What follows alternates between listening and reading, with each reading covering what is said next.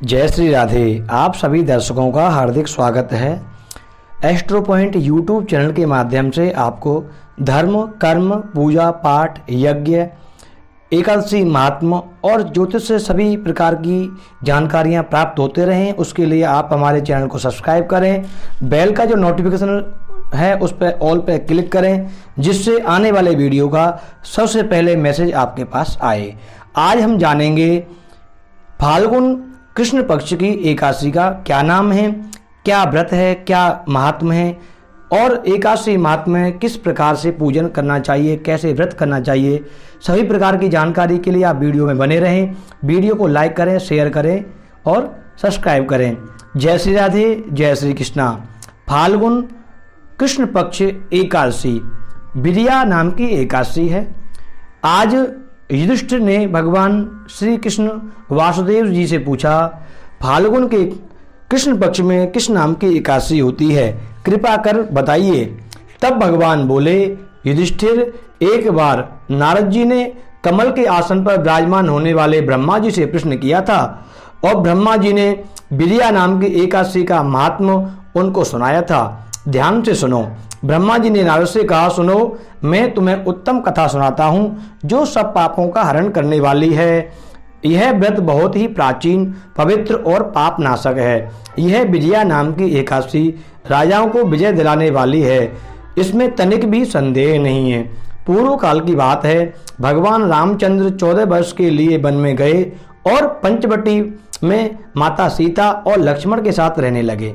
वहां रहते समय रावण ने चपलतावश विजय आत्मा श्री राम जी की पत्नी, तपस्विनी पत्नी श्री सीता जी का हरण कर लिया।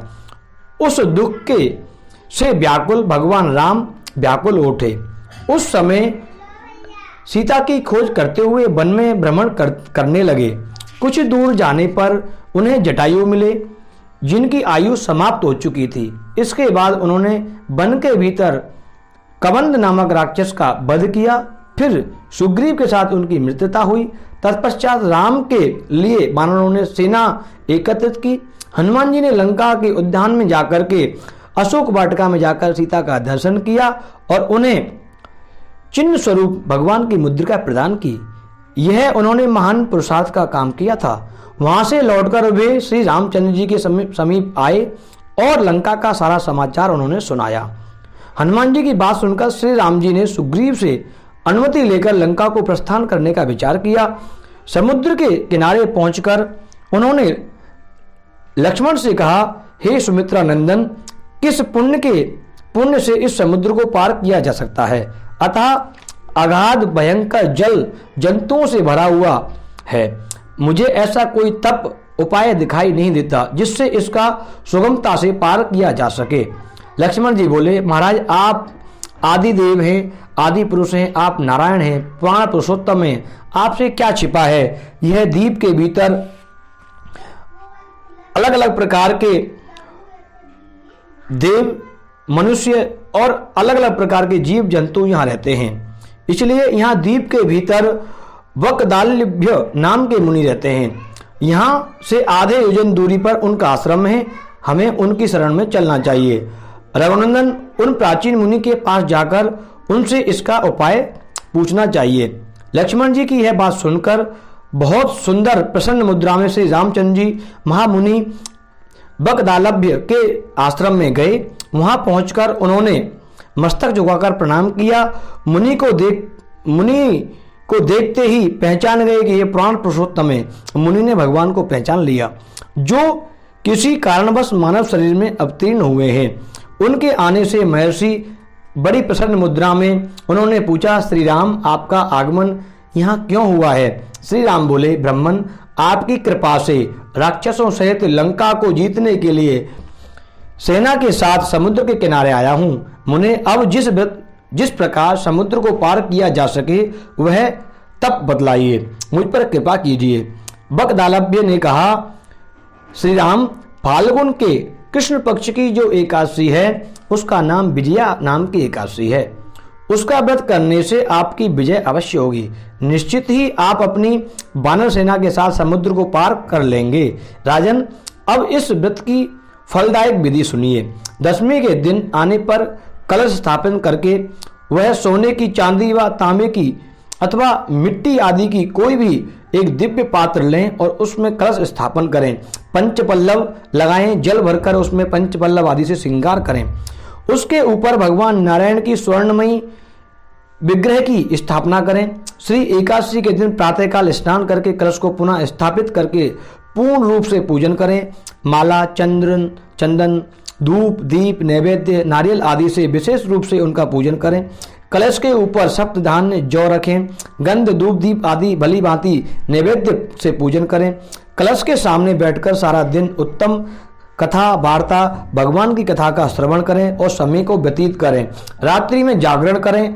अखंड व्रत की सिद्धि के लिए घी का दीपक जलाकर फिर द्वादशी के दिन सूर्योदय होने पर उस कलश को किसी जलाशय के समीप, नदी या झरने या पोखर के तट पर ले जाकर स्थापित कर दें। उसकी विधिवत पूजा करके देव प्रतिमा सहित उस कलश को वेद वेत्ता ब्राह्मण के लिए दान कर दें। महाराज, कलश के साथ ही बड़े बड़े दान देने चाहिए। श्री राम जी, आप अपने यथापित सामग्री से इसका पूजन करें, आपकी विजय अवश्य होगी। इससे आपकी विजय अवश्य होगी। ब्रह्मा जी कहते हैं, नारद, यह सुनकर श्री रामचंद्र जी ने मुनि के कथन अनुसार विजय एकादशी का व्रत किया। उस समय में व्रत के प्रभाव से श्री रामचंद्र जी महाराज की विजय हुई। उन्होंने संग्राम में रावण को मारा, लंका पर विजय पाई, सीता को प्राप्त किया। और जो मनुष्य इस विधि से व्रत करते हैं उनके इस लोक में विजय प्राप्त होती है, उनका परलोक भी अक्षय बन जाता है।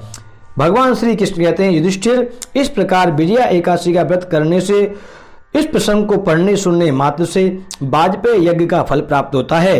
युधिष्ठिर ने कहा, श्री कृष्ण, मैं विजया एकादशी का महात्म्य जो आपने महान फल देने वाला है सुना दिया। मैं आपका बहुत बहुत अनुगामी हूँ, मैं आपके शरण में हूँ, मुझे शरण में लीजिए और मुझे अपनी भक्ति का अभय वरदान दीजिए। ओम नमो भगवते वासुदेवाय। हे दर्शकों, आपसे निवेदन है, वीडियो को पूर्ण सुनने के बाद में लाइक शेयर अवश्य करें और एकादशी के दिन सत्य का अनुसरण करते हुए भगवान नारायण का ओम नमो भगवते वासुदेवाय इस मंत्र का अनुष्ठान करते हुए आप आज एकादशी के दिन अपने जीवन को पुण्यमय बनाएं। सत्य का अनुसरण करें, अल्पाहार करें। किसी भी वेद में, शास्त्र में भूखा रहना नहीं लिखा है, इसलिए आपसे कहा गया है आप अल्पाहार कर सकते हैं। नोपवास बरा प्रोक्ता कथा विघ्न करो यदि। नोपवास यानी हल्का फलहार करके व्रत करना चाहिए। जय श्री राधे, जय श्री कृष्णा। अपनी वाणी को ही विराम देते हैं, फिर मिलेंगे नेक्स्ट वीडियो में। धन्यवाद।